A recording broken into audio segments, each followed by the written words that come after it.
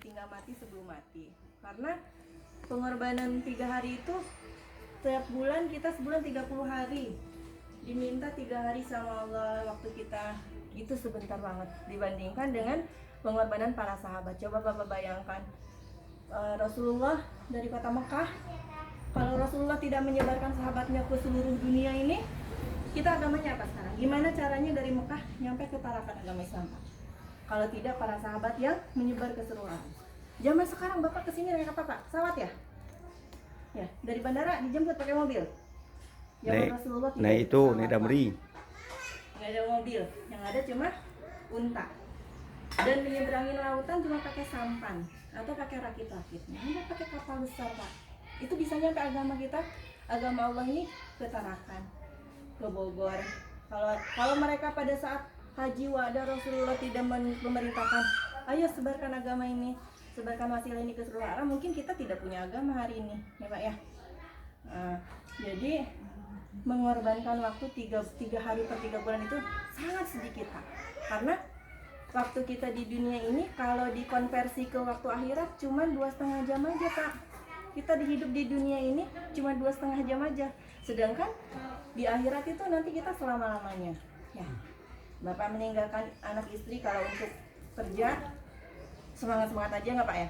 Untuk cari uang, untuk cari dunia.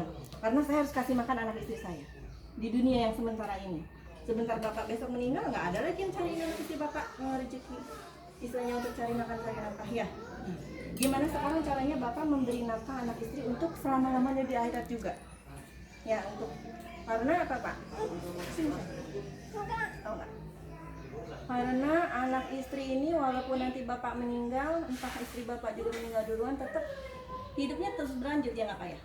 Nangis paling sehari 2 hari aja. Tapi gimana caranya Bapak biar nanti berkumpul lagi sama anak istri di surga yang selama-lamanya, di surganya Allah? Nah caranya kita korban sedikit waktu untuk agamanya Allah. Saya pernah Pak ditinggal 3 hari per 3 bulan. Bukan sering ya, waktu awal-awal di sini 3 hari setiap minggu Pak. 3 hari pulang ke rumah sekali, berangkat lagi.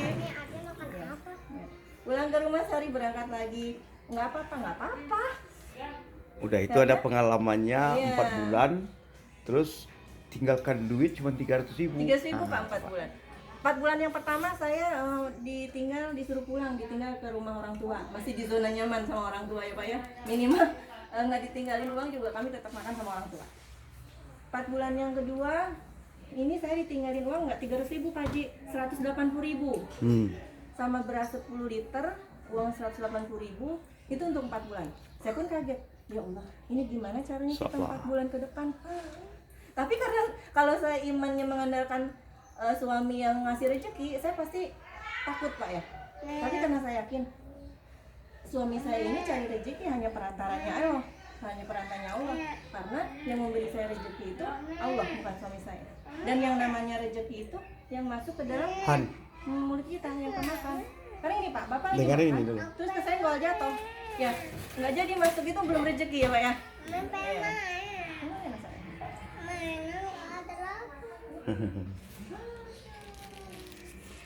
Nah, ini ceritanya 180.000, kemudian bulan ke masih bisa tuh insya Allah. Saya pun lupa dari mana aja itu saya bisa hidup. Pokoknya bulan kedua, kemudian bulan puasa. Saya pernah sampai tidak punya beras 1 butir pun di rumah. Terus nggak berani ngomong sama mertua nggak berani ngomong sama mertua, nggak berani ngomong sama tetangga. Dan saya pun itu tinggal di rumah gubuk, rumah bekas pesantren dari kayu-kayu gitu. Itu yang kondisinya kalau hujan bukan lagi netes Pak, tapi hujannya di dalam rumah. Jadi cuma di depan pintu aja satu space gitu, ada segini yang itu yang atas izin Allah di situ kering nggak hujan. Jadi setiap hujan itu kami tidur bertumpuk. Saya anaknya baru 2 tumpuk di situ. Kasur basah, semua basah. Sedih nggak? Sedih. Tapi nggak yang sampai gimana gitu ya. Ya udah memang kondisinya seperti ini rezeki juga dari Allah. Kemudian saya ajak anak saya, kita nggak punya makan buat buka puasa. Ayo kita belajar sholat, kita belajar minta sama Allah karena perintah Allah itu kalau kita punya masalah kita jangan cari solusinya. Kata Allah nasta'inu bisabri wassalah, itu bersabarlah kamu lalu sholat lagi. maaf ini bukannya mau pamer atau mau apa, tapi betul-betul saya alami Pak. Saya selesai sholat zuhur itu ajak anak saya sholat. Saya pengen ngetes nih, ngetes Allah, bener nggak Allah nih ngasih saya pertolongan. Ayo kita sholat aja 100 rakaat, datang nggak pertolongan Allah? Sampai bergetar-getar, sampai nggak bisa lagi berdiri Pak, betul-betul sampai nggak bisa berdiri. Akhirnya udah keberapanya sholat sambil duduk, udah nyambung ke asar udah sebentar lagi ke maghrib. Bener kan ya Allah datang?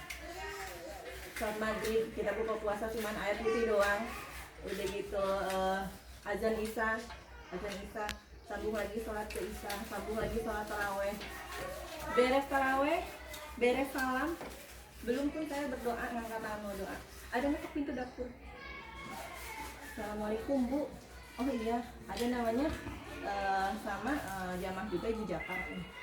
Ibu lagi apa? Udah buka puasa belum? Sudah. Oh iya, ini ada rezeki Bu dari Allah katanya. Dari siapa? Ya Bu, bantuin saya katanya. Ngangkat karung, Masya Allah Pak, karung beras 50 kilo Pak, nggak bercanda, 50 kilo. Saya nggak keangkat nih, Masya Allah. Saya udah nggak ada tenaga tuh, betul-betul melihat beras langsung ada tenaga lagi. Kami angkat beras itu, saya pikir sudah, ini Bu masih ada lagi kardus, kresek.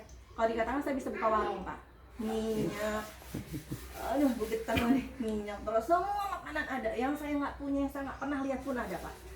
Masya Allah, sampai di kan rumahnya rumah panggung tuh, papan yang gulung-gulung ke bawah itu. Di situlah saya ngelihat makanannya, Masya Allah, betul-betul menangis itu Pak. Allah tuh memang betul-betul datang pas saat kita minta, saat kita butuh. Jadi kalau kita ngarep sama manusia, saya juga ngarep suami saya kirim duit, ya memang mau kirim duit dari mana, dia juga lagi keluar di jalan Allah kan. Berikut waktu itu kabarnya kan keluarnya di daerah Tenjolaya yang masih agak keras gitu ya, agak tidak diterima. Sebulan pertama tidak ada masjid yang menerima mereka. Mereka tidur di lapang yang batu-batu, di rumput gitu. Tidur di lapang pun diusir warga Pak. Jadi saat itu saya menangis, doa saya bukan minta rezeki, ya Allah semoga rombongan suami saya ada yang menerima. Betul-betul diusir pakai parang gitu mereka. Kabarnya dari yang Nusrah. Bulan puasa juga waktu itu, iya udah masuk bulan puasa. Akhirnya itu dikasih uang juga, nominalnya saya lupa. Terus uangnya saya belanjain kain, saya bikin kayak gininya, saya jualin gitu ke teman-teman yang Nusrah, atau saya titip-titipin orang. Akhirnya 4 bulan selesai, suami saya pulang, beras punya, makanan punya, uang saya punya 800.000 dari hasil jualnya. Ditinggalin 180.000. Suami pulang, beras punya banyak, beras ditinggalin 10 liter, saya beras punya banyak, berkarung-karung, makanan punya, uang pegang 800.000. Jadi dinyatakan selamat sama Allah, bukan selamat lagi. Kok untuk berapa bulan ke depan kita punya bekal. Ada lagi yang sebelumnya tuh, sebelum bulan puasa, sama saya udah nggak punya makanan lagi, nggak punya gas, tapi punya rice cooker kecil waktu itu. Jadi di sekeliling rumah saya tuh kebun-kebun gitu, sawah-sawah. Ada namanya Pak Haji Songo, beliau itu tanam ubi, ya kan? Nah waktu itu dia ingin panen, dia kasih, kan rumah kami itu rumah jamaah tuh ada 3 rumah kayu itu, gubuk 1, 2, 3. Nah, dia ngetok ke anak saya, Mika itu ada ubi seember seorang ya, satu rumah seember seorang kan? Oh iya, karena waktu itu hujan, saya telat ambil. Pas saya ambil, embernya udah ada yang ngambil Pak. Nggak ada kami kebagian ubi, ya Allah sedihnya. Ya Allah gimana ini, kita nggak punya makanan. Akhirnya saya bilang, kabarin ke Bu Haji, kan kalau orang panen ubi itu yang kecil-kecil segini-gininya nggak diambilin Pak ya? Biasanya ada anak-anak kecil yang ngambil gitu. Akhirnya saya ngambilin itu yang kecil-kecil segini-gininya. Berikut itu saya rebus pakai rice cooker yang lamanya minta ampun. Masya Allah. Jadi kami makan ubi yang kecil-kecil ini tuh, itu pakai rice cooker. Malam itu kami makan aja. Besokannya datang lagi namanya Biwan. Loh, Umi Mika nggak kebagian ya itunya ubinya. Maaf katanya. Itu mungkin keambil sama abinya Alma. Lalu setengah karung dikasih Kak, langsung ember lagi. Setengah karung ubi yang bukan segerinya, yang segerinya kepala bayi. Masya Allah. Masya Allah. Jadi memang betul-betul